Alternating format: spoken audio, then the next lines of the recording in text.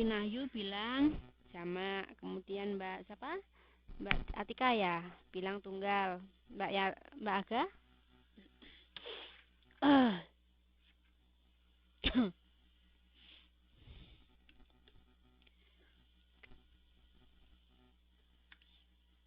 dia merupakan subjek tunggal, Mbak. Setiap orang. Artinya kalau everybody itu kan setiap orang kan? Berarti kan satu orang.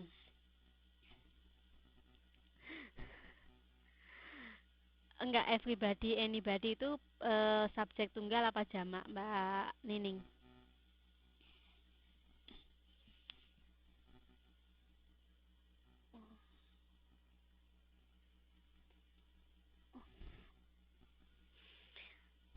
Mbak Aganya mau ngasih jawaban, mau ngasih ke komentar.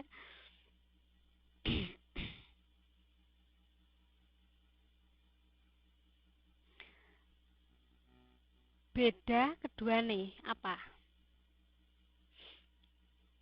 Everybody. Everybody kan setiap orang. Ya kan? Setiap. Jadi kalau setiap orang kan dia masing-masing orang. Berarti kan dia tunggal kan dalam hal ini. Anybody, setiap orang. Berarti kan dia juga menyatakan dia sama, anybody, setiap orang juga.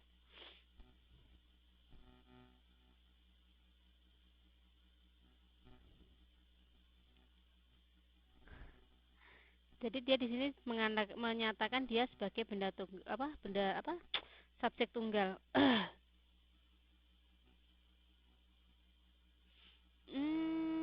Mana bedanya di mana, Mbak? Di sini kan sama kan, dia di everybody who brings. Bring di sini kan dia ditambah s. Berarti dia menyatakan bahwa dia adalah dalam bentuk subjek tunggal. Kemudian anybody who has. Berarti kan has ini juga dia kan kalau subjek tunggal ditambah dengan has itu berarti has itu kan mengikuti subjek tunggal. Sedangkan kalau have dia baru mengikuti subjek jamak. Kayak they, are, they.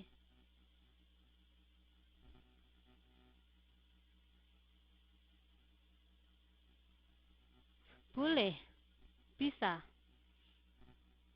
Di sini kan kenapa beda kan, who brings, siapa yang membawa. Yang kedua kan who has not paid, berarti kan yang belum atau tidak membayar. Boleh.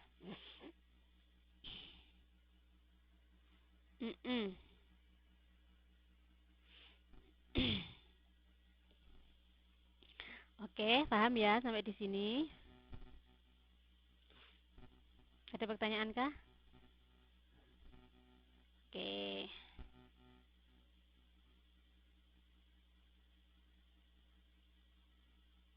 Kemudian penggunaan dari non atau no.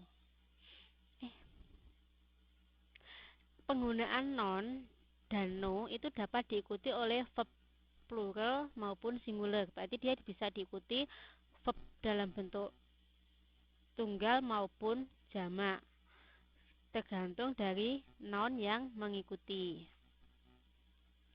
Ini contohnya, noun jika diikuti dengan of the non-countable noun diikuti oleh verb singular. Kemudian untuk noun, Mbak San ngangkat telepon dulu ya.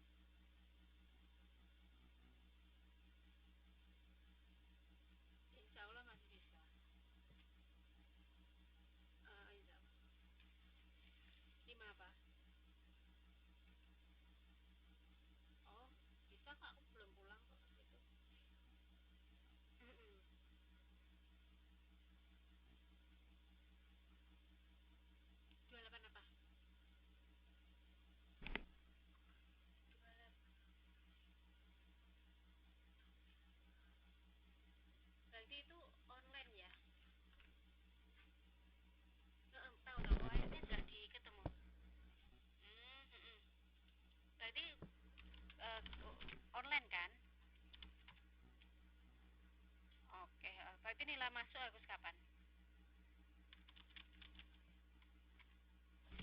Oh, oke.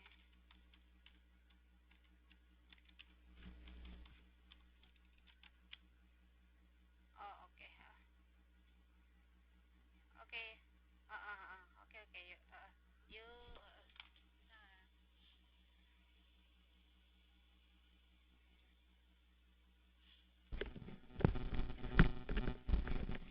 Sudah, sorry.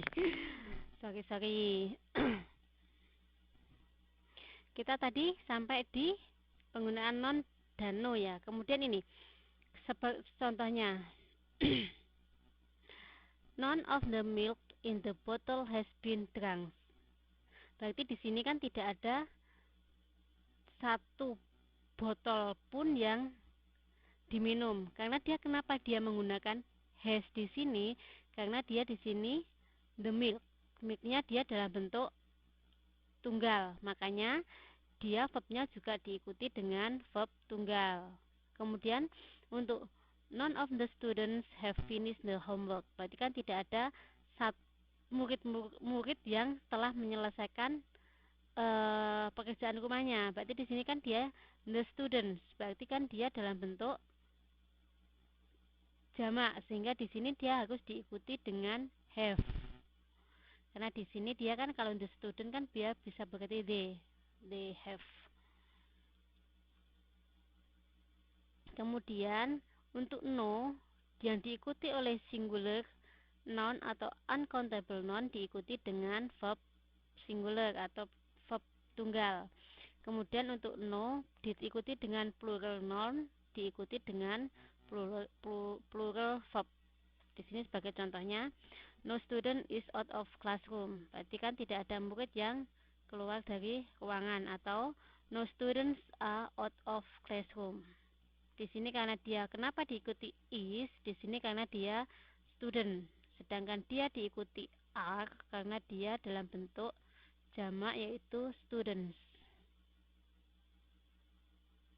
Kalau diartikan yang mana? Yang ini apa yang ini, Mbak Angga? Nomor satu yang mana?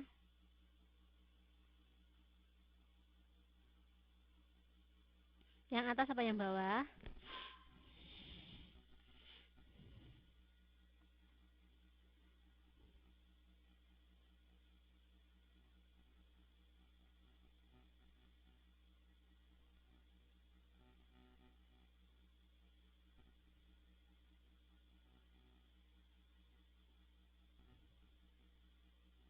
No student is out of classroom. Berarti tidak ada no student, tidak ada. Tidak ada murid yang berada di luar sekolah, di luar kelas.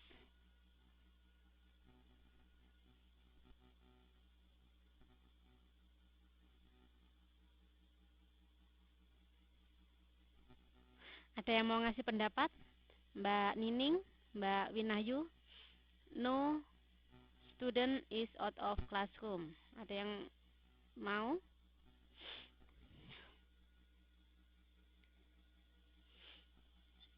Oke. Mbak Aga sudah jelas di sini. No student berarti kan tidak ada satu orang pun, tidak ada murid maksudnya. Tidak ada murid.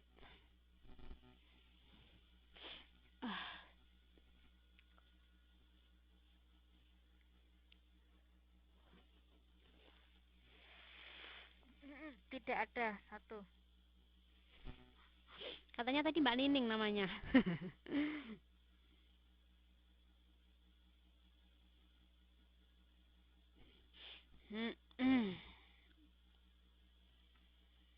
Oke, sampai di sini kita lanjut ya.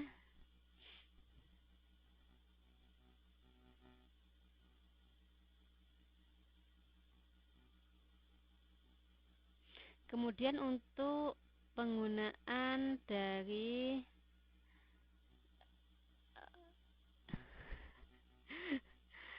either dan neither.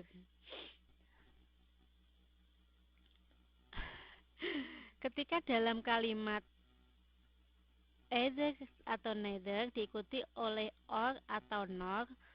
Verb yang digunakan dapat berupa verb singular atau plural, tergantung noun yang mengikuti. Jadi ini sebenarnya mirip kayak tadi. Jadi kalau either, neither, non, or atau nor, berarti kalau ini nounnya dalam bentuk tunggal, berarti verbnya juga harus dalam bentuk tunggal. Kemudian kalau nonnya dalam bentuk jamak, berarti verbnya juga harus dalam bentuk jamak. Ini adalah beberapa contohnya. Either Rob or his friends are going to school today.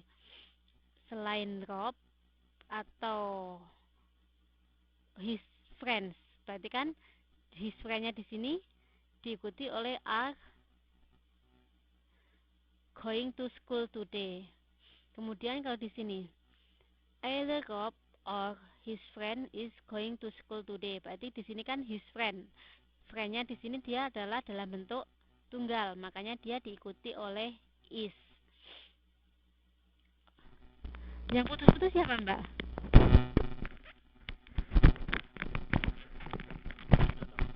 Suaraku kah yang putus-putus atau gimana?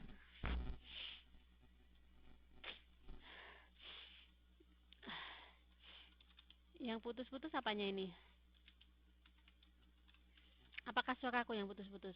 Oh enggak, ya sudah, berarti mungkin sinyalnya Mbak Wahyu ya sama Mbak Naning. Kemudian kalau di sini neither Rick nor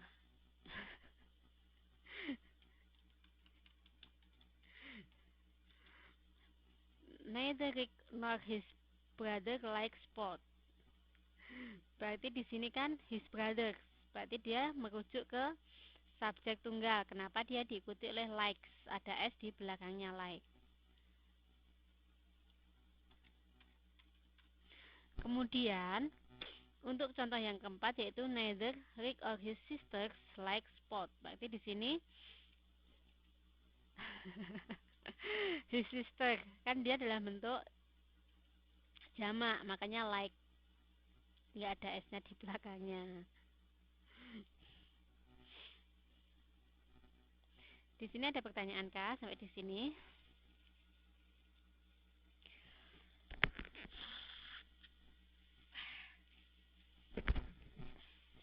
Flu. Oke. Kita lanjut. Di sini adalah ada collective nouns. Kolektif itu kan berarti arti dalam bahasa Indonesia itu kan berarti sekelompok. Nouns itu berarti benda. Berarti kalau collective noun adalah kata yang menunjukkan sekelompok benda dalam bentuk singular. Sehingga verb yang mengikutinya juga dalam bentuk singular. Ini adalah beberapa contohnya. Congress, organization, government, family, team, jury, group, army, majority, komite, club, minority, class, crowd, atau public. Ini adalah uh,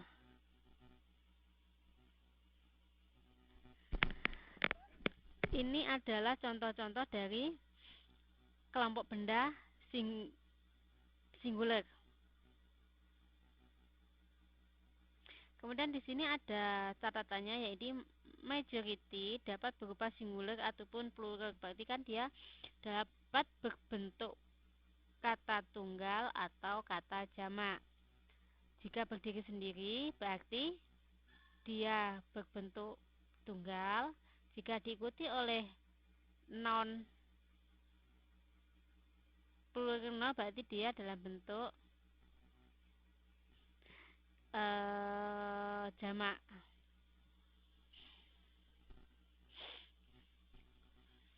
Oke. Ini adalah beberapa contohnya. The majority wants to come in the ceremony tonight. Berarti di sini dia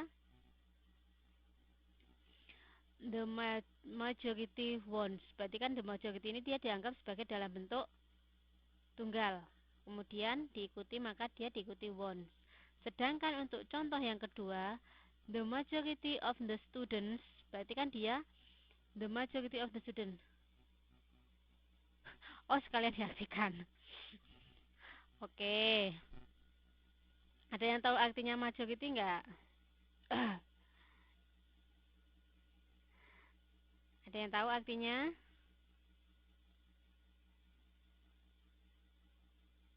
Nggak tahu.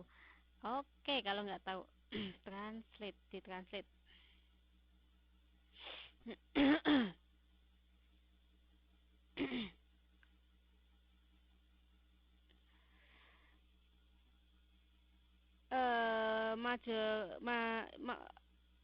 Majority itu artinya mayoritas atau apa ya? Sebagian besar, sekelompok orang. Itu bisa diartikan itu. Bingung nggak di sini?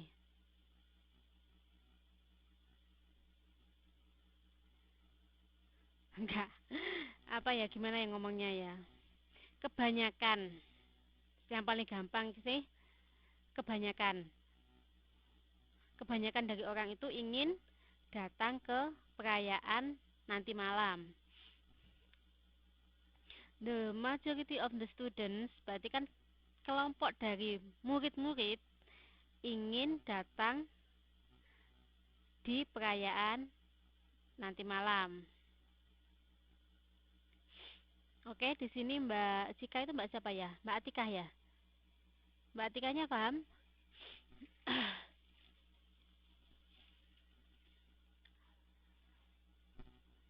Oke. Kemudian yang ketiga, the committee has decided new rules for this year. Komite itu apa sih? Kelompok pengurus. Berarti pengurus telah memutuskan aturan baru untuk tahun ini. Kemudian untuk contoh yang keempat, the family is going to vacation this holiday. Berarti family, keluarga itu telah merencanakan untuk berlibur untuk rekreasi di liburan kali ini. Oke. Di sini ada pertanyaan kah? Ini untuk kata-kata ini selalu diikuti itu loh ya. Selalu diikuti dengan verb tunggal kecuali yang ini, the majority. Itu bisa disebutkan bisa tunggal ataupun bisa jamak.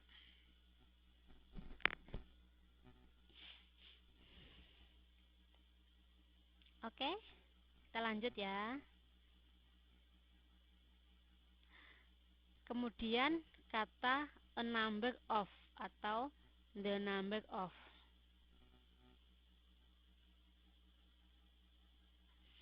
Penggunaan dari a number of itu diikuti oleh kata benda jamak dan kata kerja jamak. Berarti kalau a number itu dia harus dalam bentuk kata benda jamak.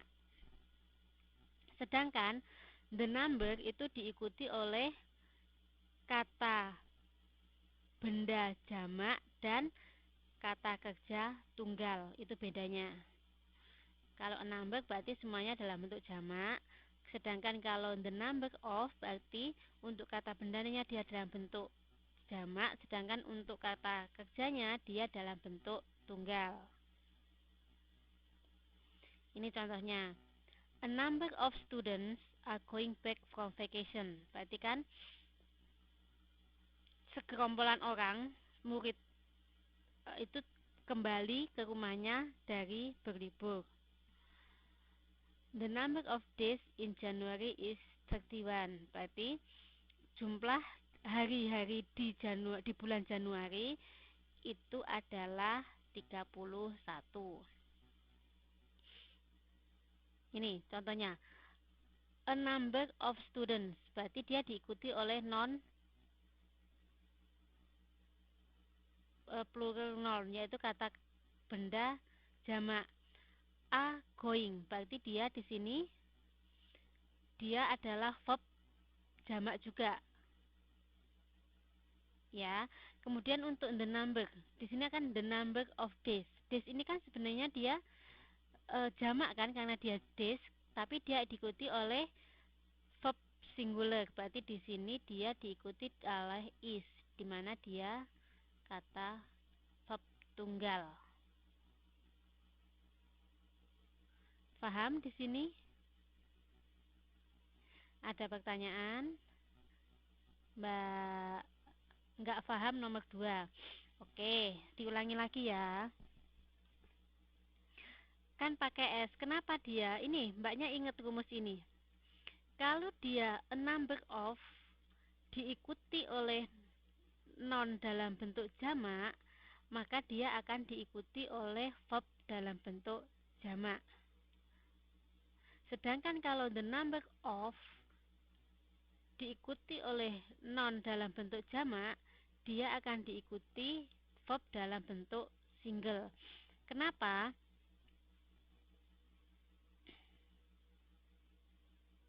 Oke, kalau di contoh ini kan jelas a number of students are going back from vacation, karena dia pakai a number of. Makanya dia setelah students diikuti oleh are.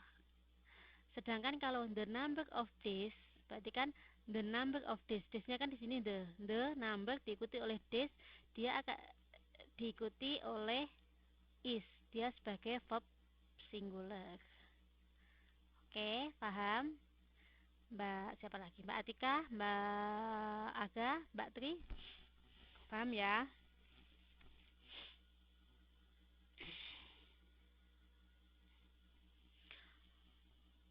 Oke, kalau paham kita lanjut. Penggunaan there is dan there are.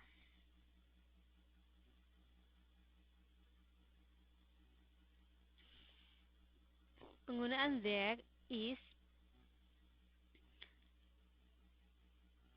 dia akan diikuti oleh ini there ya. Ada tahu nggak arti there itu apa? There itu, ayo siapa yang tahu? There itu apa artinya? Di mana? Di sana. There itu di sana.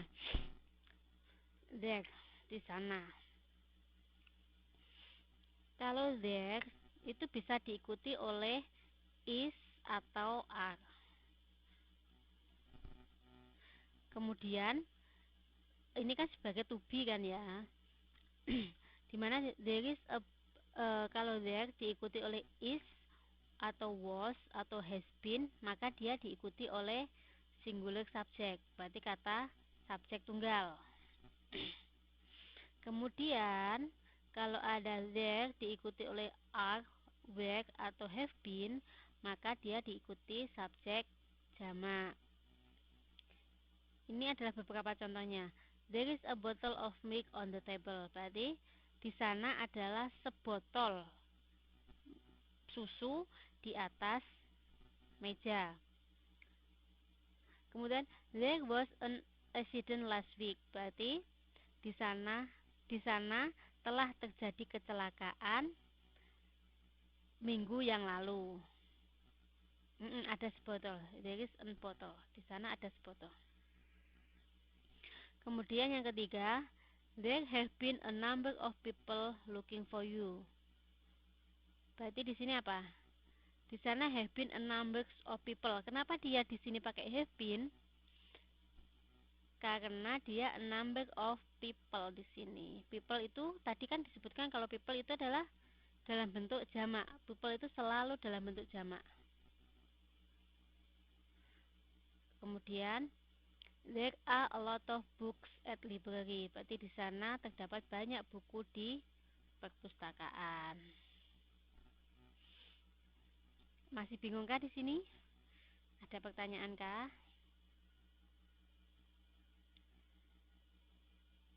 Oke, kalau tidak kita lanjut. Kemudian kita ke unit 2, yaitu masalah pronoun agreement. Yang pertama kita akan membahas penyesuaian dengan nomina. di mana promina tunggal digunakan untuk menunjukkan nomina tunggal seperti she dan he. Kemudian untuk promina jamak digunakan untuk menunjukkan nomina jamak seperti they dan we. Ini adalah beberapa contohnya. A student is working in library. She is writing a paper. Berarti di sini seorang murid sedang bekerja di perpustakaan. Dia sedang menulis paper. Apa itu? Paper itu bisa dalam arti kertas, tapi bisa berarti dalam arti tulisan. Kemudian contoh yang kedua, some students are working in the library. They are writing a paper. Berarti kan ada some students. Paper di sini artinya bukan paper ini, Mbak. Bukan paper bukan paper kertas artinya. Dia lebih ke tulisan ilmiah. Itu biasanya dalam bahasa Inggrisnya kita menyebutnya sebagai paper juga. Kalau biasanya di tulisan ilmiah. Oke. Kemudian yang kedua yaitu dengan nomina yang bersifat generik, artinya student dapat merujuk pada maskulin maupun feminim. Secara tradisional, promina tunggal maskulin sering dipergunakan. Ini seperti gini. A student is working on his paper in library. Berarti kan his di sini dia merujuk kepada a student. Paham ya di sini? Makanya kenapa dia menunjukkan promina di sini, penyesuaian dengan nomina. A student is working on his paper in library. Berarti his di sini merefer to a student. Di sini kan disebutkan tadi bahwa penggantian kata itu lebih menunjukkan ke sifat kecowoknya. Jadi kalau kita tidak tahu gendernya apa atau jenis kelaminnya apa, biasanya seseorang itu akan menyebutnya langsung ke his atau kepunyaannya dia sebagai laki-laki. Kemudian a students are working on his or her paper in library. Berarti kalau a students itu kan dia bisa cowok, bisa juga cewek.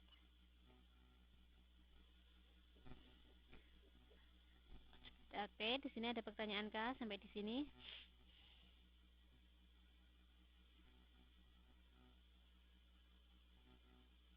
Lanjut. Oke, kalau lanjut sebentar.